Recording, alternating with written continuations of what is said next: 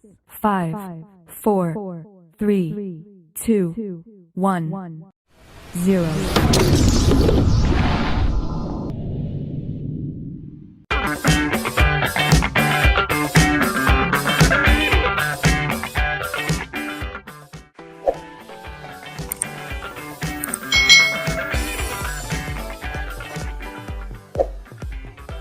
Hai. Selamat datang di channel YouTube Kak Citra.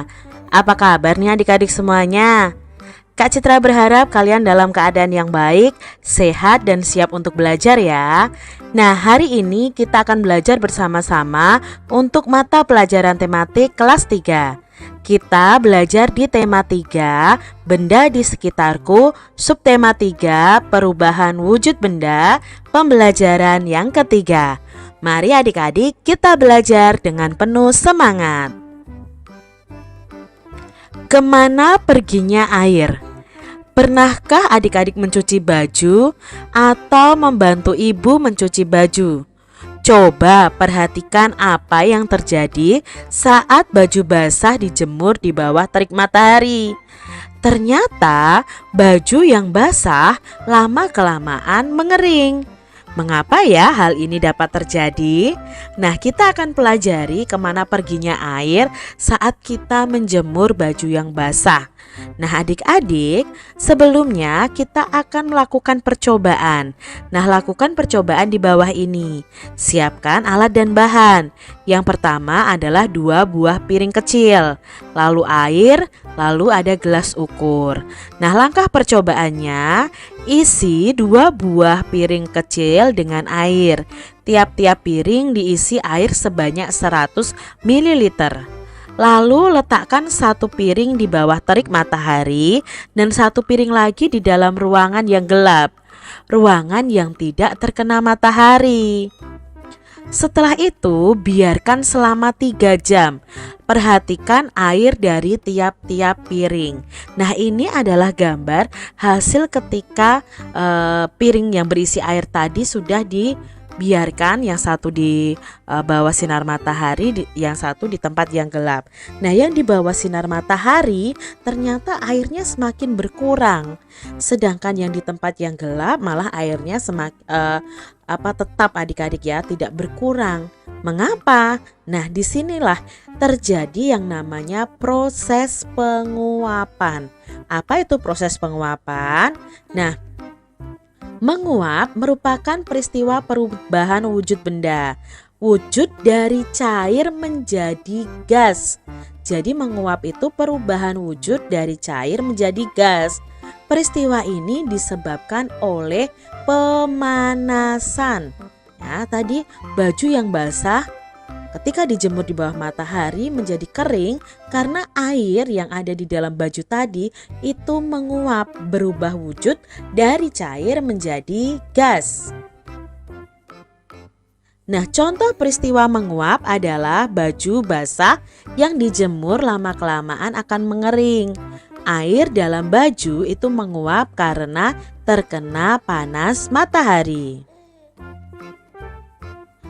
Adik-adik sudah mempelajari proses perubahan wujud benda.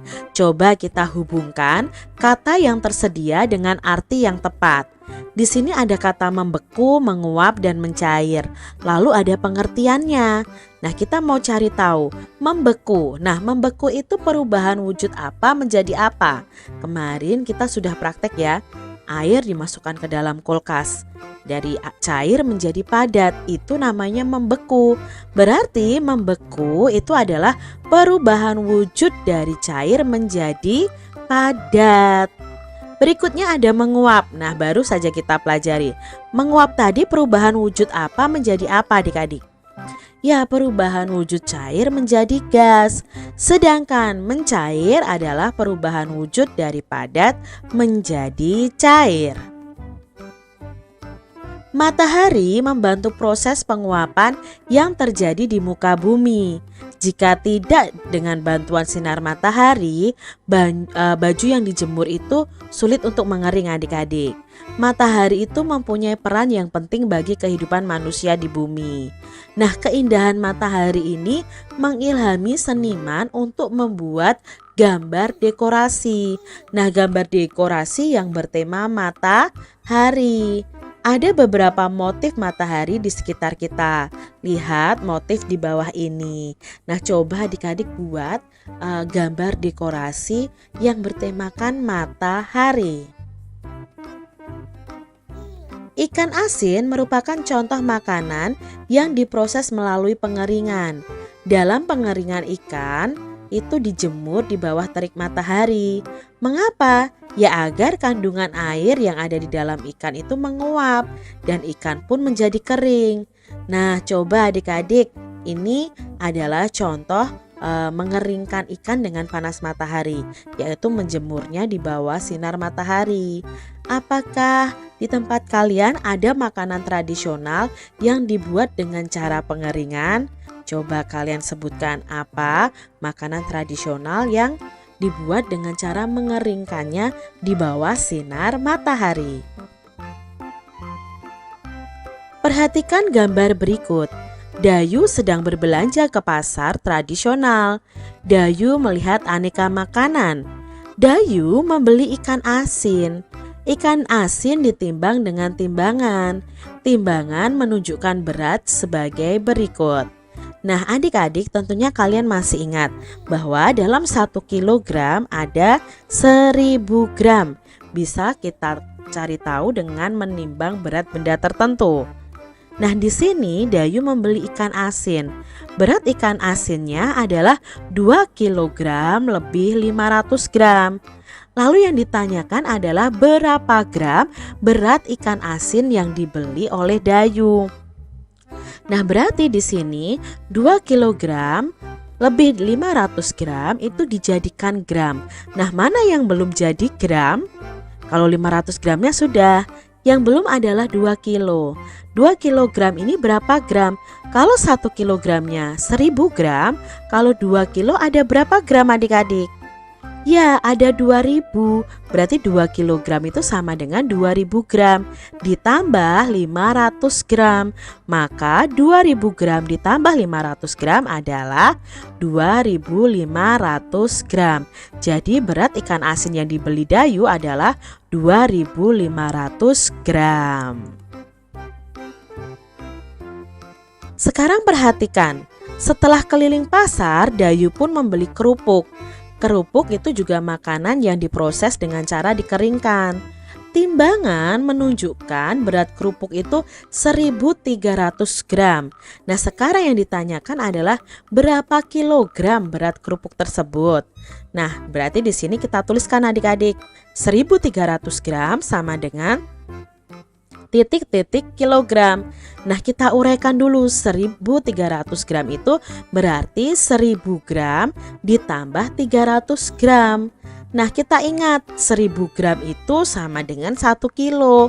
Berarti di sini sama dengan 1 kilo ditambah 300 gram.